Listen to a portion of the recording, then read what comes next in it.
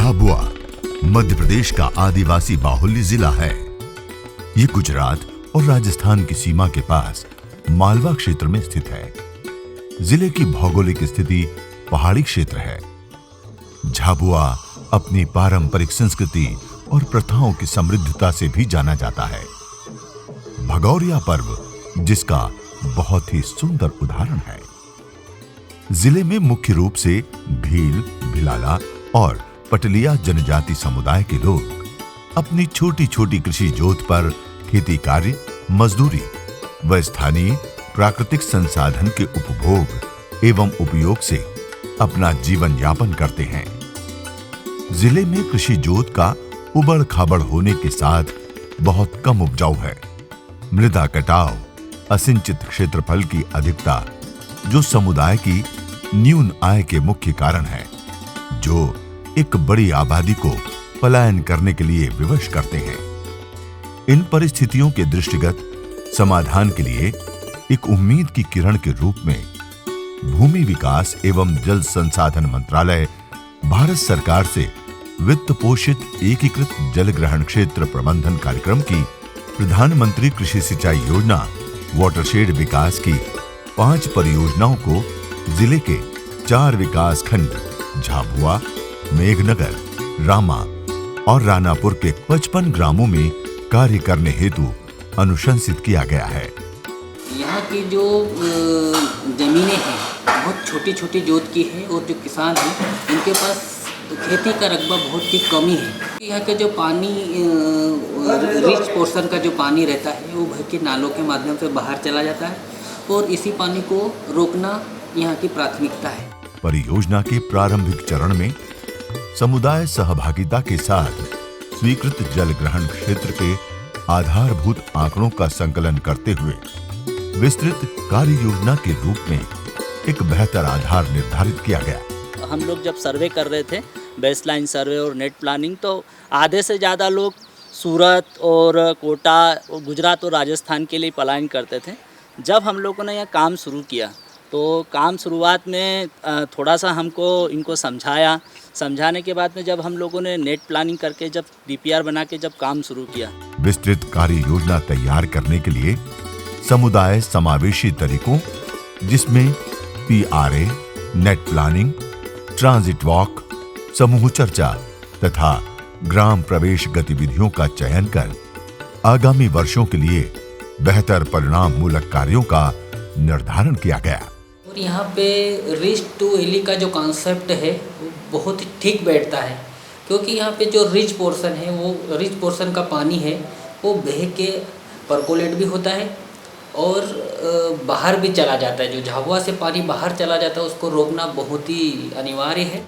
एकीकृत जल ग्रहण क्षेत्र प्रबंधन कार्यक्रम के अंतर्गत लक्षित श्रेणी में वर्गीकृत कर समुदाय आधारित संगठनों जैसे वाटरशेड समिति, उपयोगकर्ता दल, स्व सहायता समूह के गठन के साथ साथ रिच टू वैली के सिद्धांत के अनुसार प्राकृतिक संसाधनों का प्रबंधन व वैज्ञानिक पद्धति का समावेश किया गया।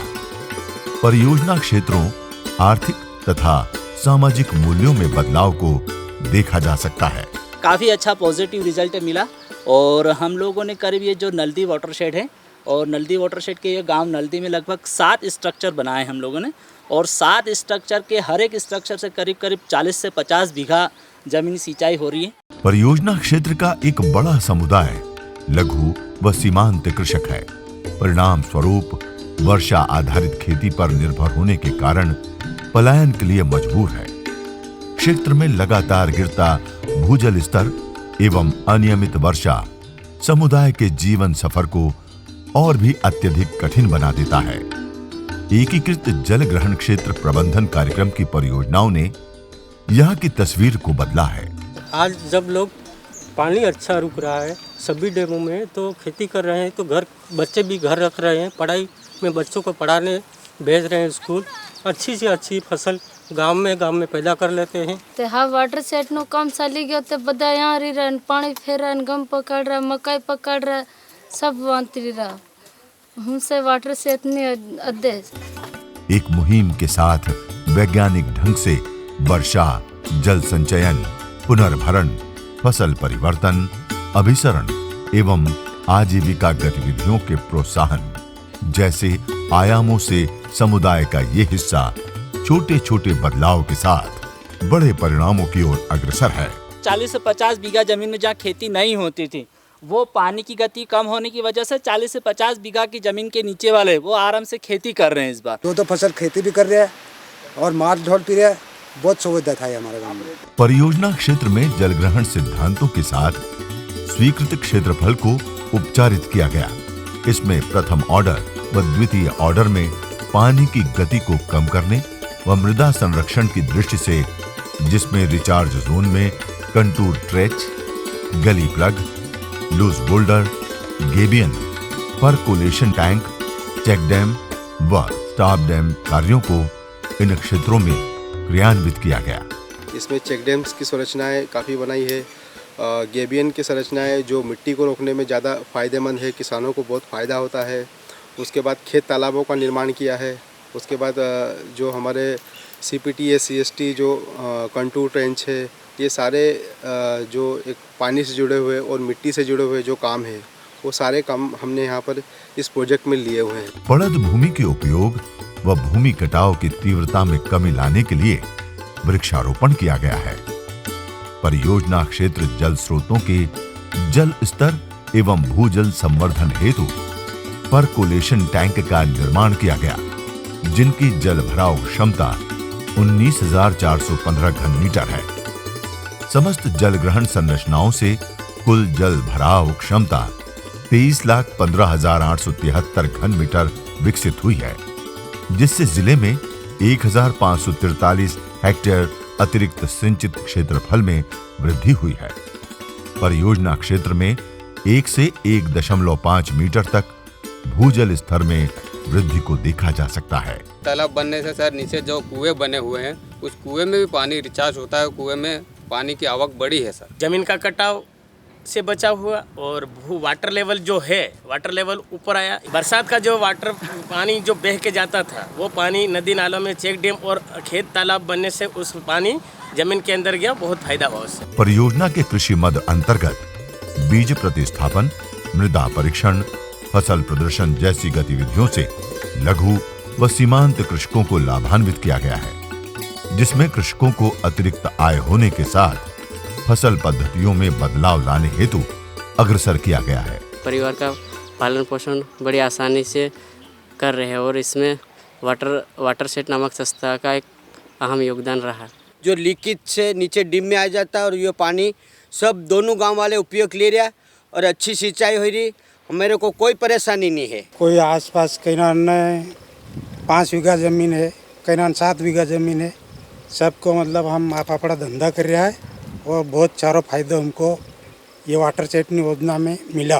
स्वच्छ भारत मिशन के तहत समुदाय को शौचालय निर्माण उपयोग एवं उचित रखरखाव हेतु विशेष मुहिम के तहत लगातार प्रोत्साहित कर जन जागरूकता कार्यक्रमों का आयोजन किया गया तथा ODF कार्यक्रम में सहयोग किया गया।